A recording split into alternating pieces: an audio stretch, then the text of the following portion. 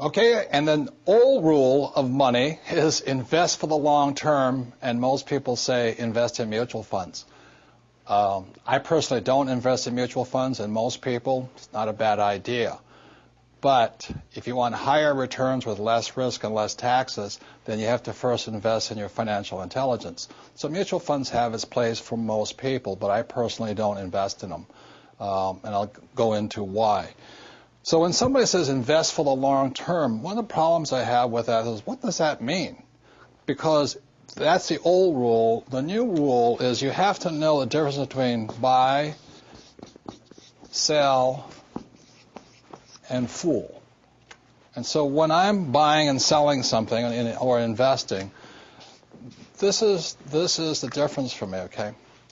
When I buy, let's say, a house or an apartment house, I buy it long.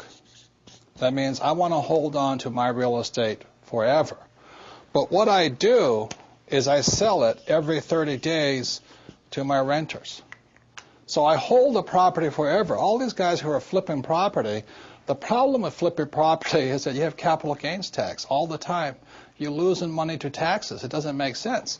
So buying, let's say, an apartment house, I have, let's say, a 500-unit apartment house today, and I started off with little individual houses. You know, the rule for getting rich is from Monopoly: 4 greenhouses, 1 red hotel. 4 greenhouses, 1 red hotel. So I started with small houses, and today we have big apartment houses, big commercial buildings, things like this. But the principle is the same, whether it's a small house or a big house. So I buy it. I intend to hold it forever. I'm going to pass it on for generations, but I sell it every 30 days. The same with oil. The other day I was filling up my gas tank and I got really upset. It cost me $72 to fill my tank of gas. And the reason I was upset, because I was a buyer of gas. But then I went home that afternoon and I found oil hit approximately $140 a barrel. So then I was happy again. You see, on one side I was a buyer, which I was unhappy, but as a seller of oil, I was happy. So this is my point here. If you're going to be rich in life, the reason most people are poor is because they're primarily buyers with very little to sell. You know that old advice I talk about financial education: go to school and get a job. So let's say you sell your time, sell it for $25 an hour. If that's all you've got to sell, you're not getting ahead, because the Federal Reserve keeps printing money faster and faster. You have to work harder and harder, and you get taxed harder. So if you're going to be rich, the thing my rich dad taught me was you have to have something to sell every single month. So every single month I'm selling my apartments, my units, for 30 days at a time. I'm selling my oil, on the open market. And you look at what I did, even though I flunked out of high school twice because I couldn't write and because I really couldn't spell, is when I write a book, I write it once, but I sell it into 100 different languages throughout the world. So every quarter I'm getting a paycheck. So to be rich, it really understands the new rules of money requires you to know when you're buying, when you're selling. And that is essential to being rich today. Now, when I talk about the fool, it's called the greater fool theory. So like being a real estate guy, I go out there and somebody says to me, oh, this house is $100,000. But next year, it'll be worth $200,000. Generally, that's what's, what do you call those guys? Real estate brokers or mortgage brokers or stock brokers. As my rich dad said, the reason they're called brokers is because they're broker than you are. So they're telling you to buy this stock or this house because the price will go up. Again, that's capital gains, not cash flow. And then you become the greater fool. The people, unfortunately, who are hurting financially today in the housing market, they were the greater fool. They bought the idea that the price of real estate would keep going up. Well, as you and I all know, prices go up and prices go down. So if you're going to, the new rules of money and the financial intelligence and your financial education requires you to know to be balanced, be both buyer and seller, and not be the greater fool. I say it again. When I fill up with gas, I get angry because I'm a buyer, but I'm happy because I'm also a seller.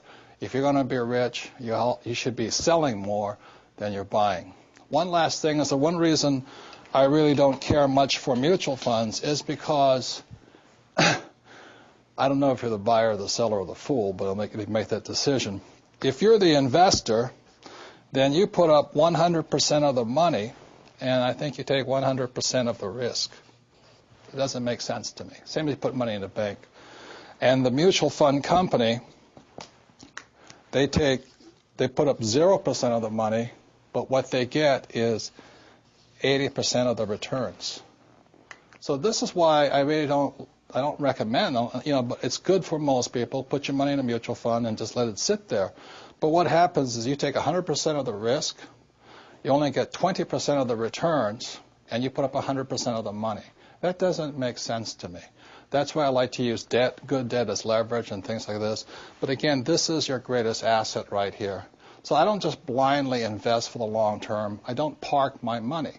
And the reason I don't park my money in the bank is because I said in 1971, the U.S. dollar stopped being money and it became a currency. The word currency means current. You must keep your money moving. The people who are losing financially today are people who are parking their money in long-term things like savings account and mutual funds. That's good for the average person, it's good for the average investor, and it's better than nothing. It's better than being poor. But you're not getting ahead with old information or old rules of money. I'll just pass this last thing along for those of you who say, well, I don't want to be an investor, it's too much work. I understand. It was years ago, a friend of mine, a friend asked a friend of mine, says, what would you say to the average investor? And my friend, who's a very rich man, said, what I say to the average investor is, don't be average. Because today, in this high volatile environment, the average people, the middle class, are getting wiped out. So, those are the new rules of money. You don't invest for the long term. You have to know when to buy, when to sell, and when not to be a fool.